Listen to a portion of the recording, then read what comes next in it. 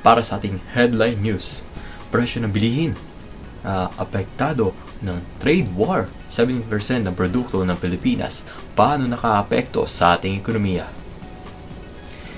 Isa sa mga pinakamainit na usapin ngayon ang pagpataw ng Amerika ng 17% na dagdag buwis o tarif sa produkto mula sa Pilipinas. Ayon sa datos ng PSA, aabot sa 12.14 billion o 16.6 ng ating total export papuntang Amerika ang apektado. Samahan natin ang ating magiting na reporter na si Ray Catubo para mas malalim na pag-unawa sa usaping ito. Ito si Ray Catubo, nakatutok Pilipinas ngayon. Mga produkto mula sa Pilipinas, papatawan 7%. Reciprocal tariff ng Amerika, apektado ang stock market ng Pilipinas. Kasunod ng dagdag tariff ng anunsyo ng US President Donald Trump sa halos lahat ng bansa. Yes, just me. Nakausap ko kanina si Ginoong Michael Ricafort, isang ekonomista. At ayon sa kanya, malaking epekto nito sa ating ekonomiya. Maaaring tumaas ang presyo ng mga bilihin, bumaba ang halaga ng piso at dolyar, at maapektuhan ang ating stock market. Hindi lang yan, dahil posibleng magdulot ng trade war o digmaan sa kalakalan. Ano nga ang ibig sabihin ng trade war? At paano ito naapekto sa ordinaryong Pilipino? Ang trade war ay isang sitwasyon kung saan mabadya ng mataas na buwis ang mga bansa sa mga produkto ng isa't isa. Para sa mga Pilipino, ibig sabihin nito ay mas mataas na presyo ng mga bilihin, mas mababang kita at posibleng pagkawala ng trabaho. Ayon pa sa Malacanang, dahil sa mas mababa ang dagdag na buwis sa atin kumpara sa ibang bansa, maaaring magkaroon pa tayo ng dagdag na pumuhunan. Pero kailangan natin maging handa sa posibleng hamon nito. Ako si reporter Ray Catubo para sa ekonomiya ng Pilipinas at mundo, ating koneksyon, nakatutok Pilipinas ngayon. Magandang araw sa ating lahat. Ako si Charlie Solomon. Ito ang lipunan ng mundo tayo konektado. Ngayong araw, alamin natin kung paano nakakapekto ang social media at modernong komunikasyon sa ugnayan ng mga Pilipino sa labas sa panahon ng globalisasyon.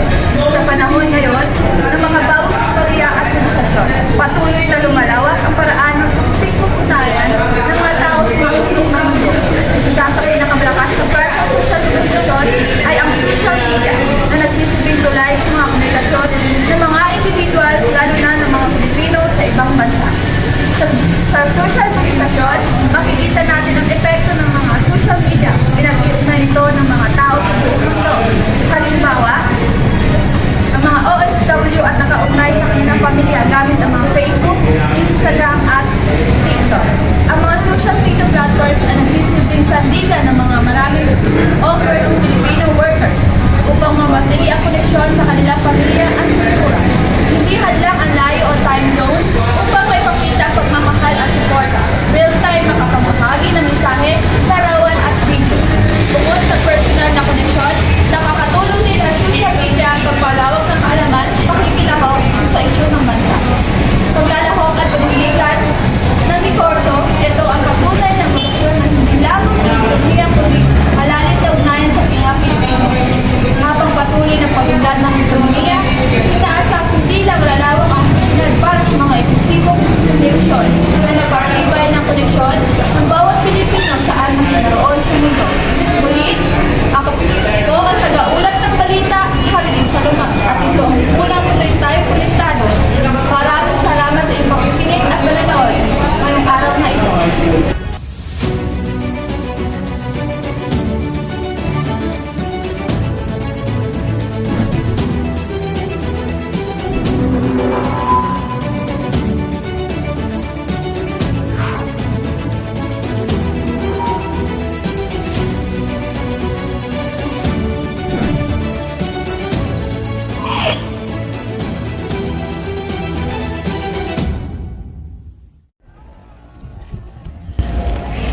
Milani, ang ganda ng bag mo. Saan mo nabili yan? Lokal to, gawa sa Tinara. Suporta ko to sa mga weavers natin sa Mindanao. Steak. Ako nga din bibili na ng hand-woven shirt. Para sa global na Pilipino, tangkilikin ang sariling atin. Kapag bumili ka ng lokal, may ambag ka sa ekonomiya at may tulong ka pa sa kalikasan. Ikaw Pilipino, proud ka ba? Dapat lang. Magandang araw po sa inyong lahat. Ako po si Juliana Colindaraw. Ito ang kultura na sumasalamin buhay sa mundo. Ngayong araw, tatalakayin natin ang tungkol sa cultural globalization. Ang pagsama-sama ng ating tradisyong Pilipino at mga impluensya mula sa iba't ibang bansa. Sa panahon ngayon, marami na tayong nakikitang pagbabago sa ating pamumuhay na dulot ng globalization. Halimbawa, K-pop music ay isa ng malaking bahagi ng kabataang Pilipino. Mapapansin natin, ito ay paraang pananamit at pagsasayaw at pati lingwahe na ginagamit ng ilan. Ganon din sa Hollywood movies at Western fashion na malaki ang nag-iimpluwensya sa ating estilo ng ating mga kabataan. Maging ang pagkain ay apektado rin.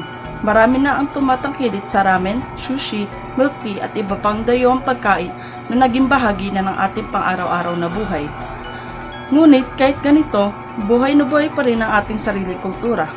Ang mga piyesta tulad sinulong, ati-atian, pahiyas, festival at kadayawan ay patuloy na ring ipinagdiriwang. Hindi lang mga lokal na dumadalo, pati ang turista mula sa iba't ibang panig ng mundo ay nais makita ang makulay at makasaysayan at tradisyon ng ating bayan.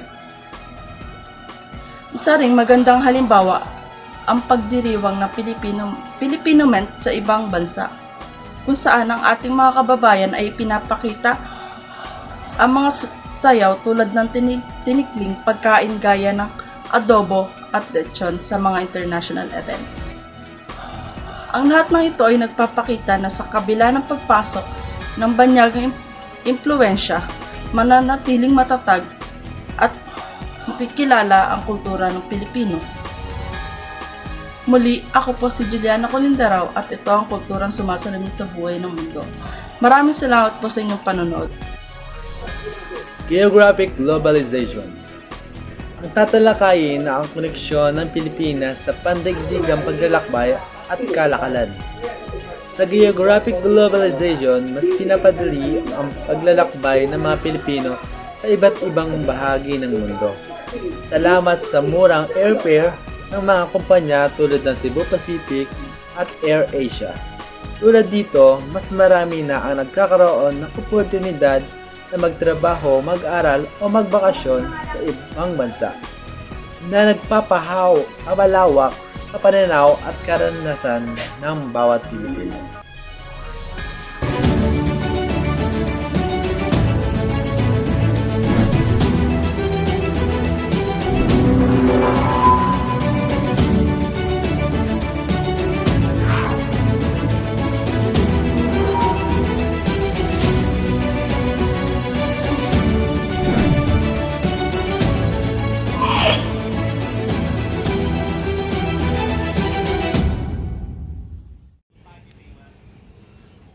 Ganito ang geographic globalization. Kahit hindi ka bumiyahe, Ang mundo'y lumalapit sa iyo.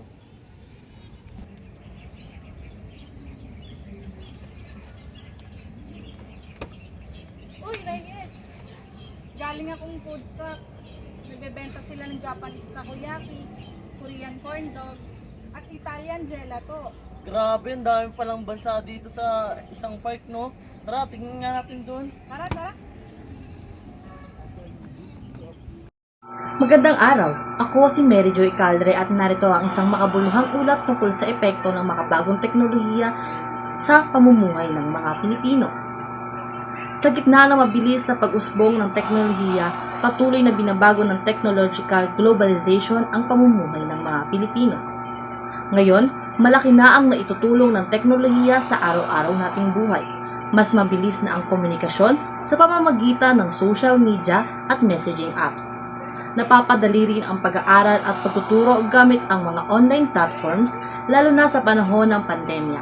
Sa larangan ng negosyo, unti-unti nang lumilipat sa e-commerce ang maraming Pilipino. Nagbibigay ng mas maraming oportunidad na nagsisimula ring gamitin ang telemedicine upang mas mapadali ang konsultasyon sa mga doktor kahit na sa malalayong lugar. Sa kabila ng positibong pagbabagong ito, Inamin ng Department of Trade and Industry na nahuhuli pa rin ang Pilipinas sa paggamit ng mga makabagong teknolohiya at sa negosyo. Upang tugunan ito, itinalaga si Henry Roel Aguda bilang bagong kalihim ng Department of Information and Communication Technology na layuning pabilisin ang digital transformation ng mga bansa. Sa kabila ng mga hamong patuloy na pagsusumikap ng pamahalaan at pribadong sektor na mapalawak ang digital infrastructure at mapabuti ang konektibidad sa buong bansa, sa ganitong paraan, inaasahang mas maraming Pilipino ang makikinabang ng mga oportunidad natin ng makabagong teknolohiya. Muli, ako si Mary Jo Ecaldre na nag-uulat para sa inyong kaalaman. Maraming salamat at magandang araw sa inyong lahat.